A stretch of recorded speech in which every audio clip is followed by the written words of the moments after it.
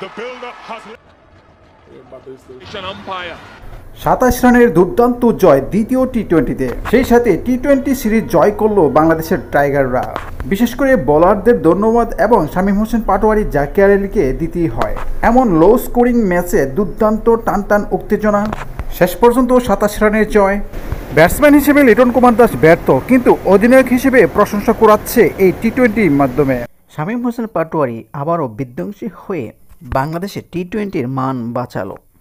17 বলে 35 রানের এক বিধ্বংসী ইনিংস, 2টি 4 ও 2টি ছক্কা বাংলাদেশকে একটি সম্মানসূচক রান এনে দেয়, যেখানে টপ অর্ডার লিটন তানজিম চরমভাবে ব্যর্থ। টি-20তে 120 বলের মধ্যে যেই ম্যাচে 56টি ডট থাকে, সেই টি-20 ম্যাচের রানই বা কত হতে পারে।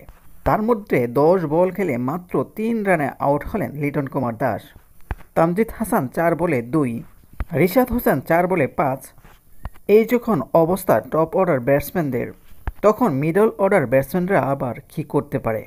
তবে সেদিক থেকে মেহেদী হাসান মিরাজ, জাকির আলী, শামীম হোসেন পাটোয়ারি শেষ পর্যন্ত কিছুটা হলেও মান রক্ষা করেন। মেহেদী হাসান মিরাজ 25 বলে 26, জাকির আলীর 20 বলে 21, শামীম হোসেন পাটোয়ারি 17 বলে 35। শেষের দিকে তানজিদ হাসান সাকিবের 11 বলে 9 রান। শেষ পর্যন্ত বাংলাদেশ 129 রান করতে পারে 7 উইকেটের বিনিময়ে, যেটা একটি টি-20র জন্য খুবই নগণ্য রান। তবে কেন জানি প্রতিটি ব্যাটসম্যানই এই ম্যাচের মধ্যে ব্যাটিং করতে খুব একটা স্বাচ্ছন্দ্য ফিল করছিল না। পিচ, মাঠ, বোলার যেমনই হোক না কেন, শামীম হোসেন পাটোয়ারির ক্ষেত্রে যেন ভিন্ন। 205.88 স্ট্রাইক রেটে ব্যাটিং করে দেখিয়ে দিয়েছেন তিনি। গত টি-20 ম্যাচে যেরকম ইম্প্যাক্ট ব্যাটিং করেছেন, আজকের ম্যাচেও তাই। ব্যতিক্রম ছিলেন শুধু লিটন কুমার দাস।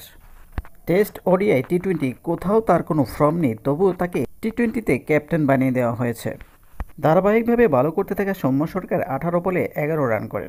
তবে আজকে বোলারদের কৃতিত্ব দিতে হবে ম্যাচটি সুন্দরভাবে জয় তোলার জন্য। তাসকিন আহমেদ, মেহেদী শেখ, সাকিব, রিশাদ হোসেন তাদের আগুনজোড়া বোলিংয়ের কারণে দ্বিতীয় টি-20তে জয় তুলতে পেরেছে বাংলাদেশ টাইগাররা।